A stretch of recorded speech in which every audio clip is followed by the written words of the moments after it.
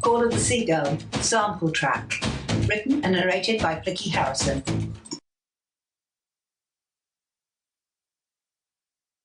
Lord Avalon tore off his elegant coat and pulled it tightly around Lucien, hiding his blood-stained shirt. Lucien's groans tore at Michelle's heart as she and Lord Avalon helped him up from the bed. "Is there a back way out of here?" she asked Suzanne.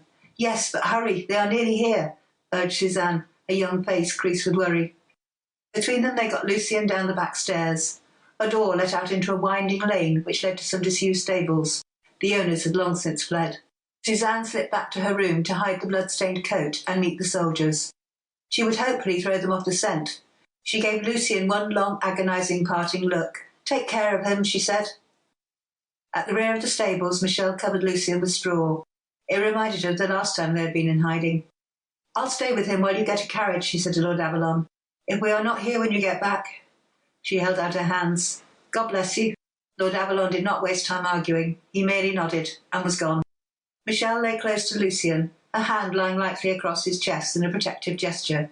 He was almost unconscious. She wrinkled her nose at the smell of stale mouse droppings in the straw. Time seemed to tick by slowly. Every second seemed like an hour. Michelle thought of Suzanne, all alone and facing the soldiers. Could she brave it out? Would they hurt her? She heard feet tramping down the back road and froze. The footsteps seemed to take forever reaching the stables. She let out her breath as they continued down the lane. Lord Avalon returned with a hired carriage. They hastily dressed Lucien in the groom's livery. He totally passed out during the process, and they dragged him into the carriage. Michelle wanted to sit with his head cradled on her lap, but Lord Avalon made her sit up front with him.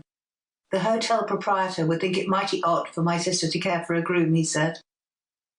Once back at the Hotel d'Anglais, Lord Avalon made a big fuss about having found his missing groom. He told the proprietor that his fool of a groom had got into a street brawl. They helped Lucien into the hotel.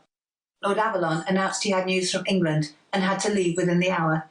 He asked for his account to be made up immediately. In as short a time as possible, they were ready to leave.